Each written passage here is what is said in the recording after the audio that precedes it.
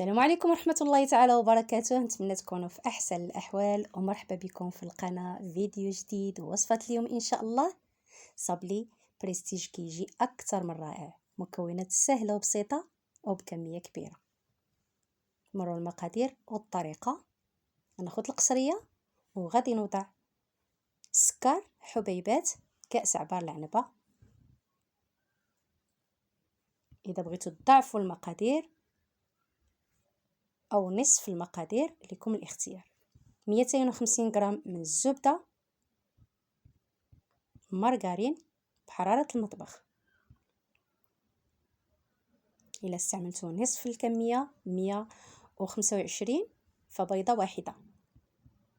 سكر منسم بزهرة البرتقال كيعطي المذاق وحتى النسيمة كتطلع من الحلوى رائعة. رشة من الملح، كأس عبار العنبة من الزيت النباتي،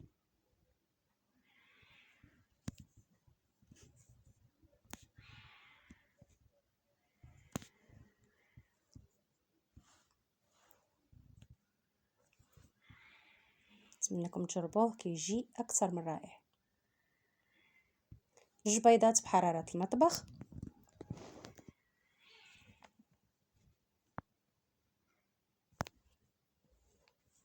صافي. وغادي نخلط المكونات جيدا. ممكن تستعملوا الهشوار.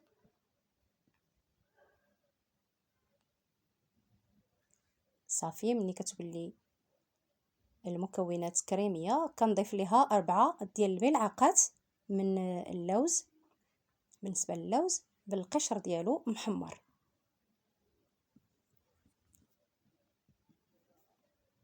بالنسبه للوز كيعطي واحد المذاق وفي نفس الوقت كيعطي هشاشه للصبلي. هذا الصبلي هذا كيجي اكثر من رائع، كيجي احسن من اللي كيتباع على برا. ان شاء الله غادي تجربوه وغادي تعتمدوه. بالنسبه للبيكين باودر استعملت 4 غرام فقط باش ما كيطلعش. عاده ما كنستعملوش، ولكن هاد الحلوه هذه دائما كنستعمل فيها 4 غرام فقط وكيجي رائع. ان شاء الله غادي تجربوه. صافي كنجمع المكونات مزيان وكنضيف الدقيق. بالنسبه للدقيق استعملت 350 غرام من الدقيق. الدقيق كيبقى حسب النوع ديال الدقيق، كاين اللي كيشرب وكاين اللي ما كيشربش. انا كنستعمل اللي ما كيشربش. صافي هذا هو القوام ديال العجين. كيف كتلاحظوا رطبه وملينه. صافي هذا هو القوام ديالها. حاولوا ما امكن دائما العجينه ديال الصابلي ما تكونش قاصحه. الا فات فيها الدقيق ما كتطلعش زوينه، كتكون رطبه بهذا الشكل هذا كيف كتلاحظوا رطبه. صافي غادي نقسم العجينه 4 ديال القطع.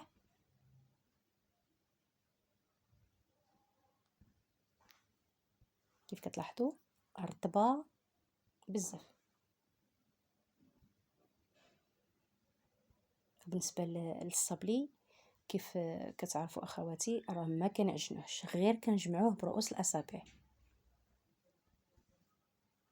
اذا عجناه كيطلق الزيت وكيتيدم ما كيجيش زوين، كيعطي واحد القرمشه فاش كنطيبوه. حنا بغيناه يكون مقرمش وفي نفس الوقت يكون رطب وهشيش.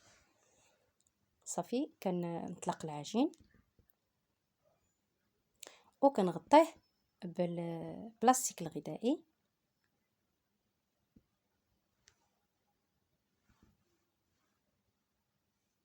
وغادي نحتفظ به في الثلاجه مده ديال 15 دقيقه. صافي غير ما ننظف سطح العمل واحد دويره في المطبخ. صافي ونرجع ليلو.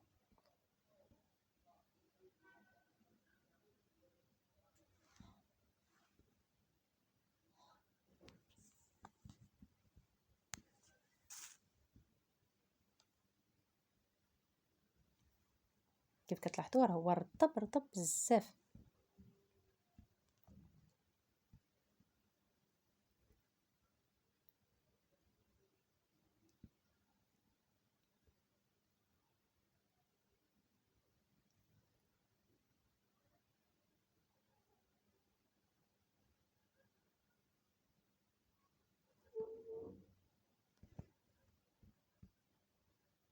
صافي من بعد ما كنخرجو من الثلاجه، ماشي في المجمد غير في الثلاجه، غادي نطلقوه مزيان دلاك.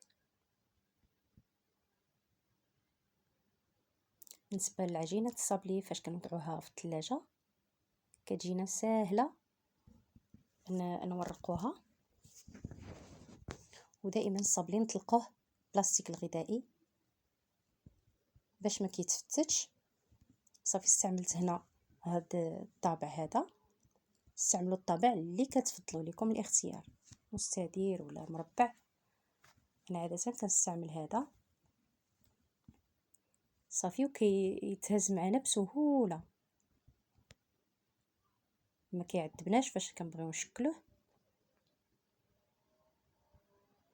صافي وهاد البقايا هادو ديال العجين غير كنجمعوها برؤوس الاصابع، ما نعجنوهاش. صافي نفرش في صفيحه الفرن طابيه ديال السيليكون. كتجيب الصابلي كيجي بحال اللي كنشريوه من على برا.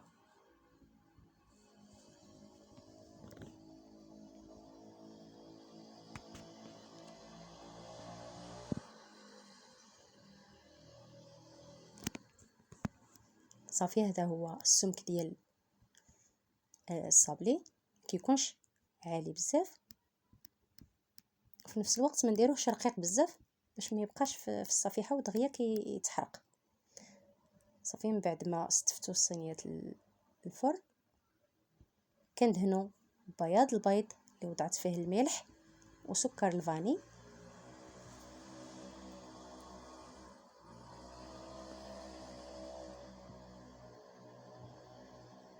صافي وكنزين هنا برقائق اللوز، اي اللوز افيلي ما محمرش. صافي والصينيه الاولى عندي في الفرن 180 درجه من الاسفل، ومن بعد كنشعلو من الاعلى. كياخذ واحد التحميره غير مذهب.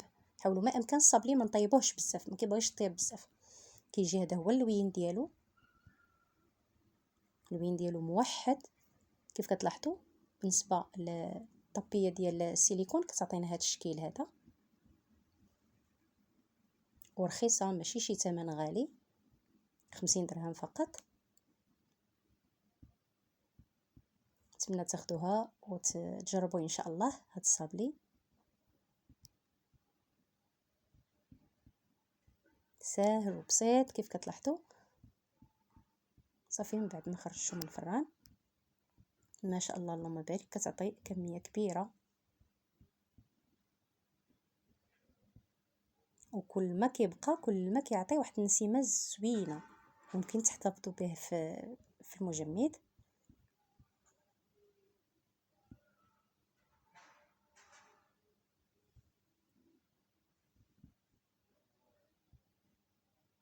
صافي غادي نضيف واحد الاضافه ممكن تستغناو عليها. عندي هنا 140 حبه. انا خدت الشكلاط وغادي ندوبو.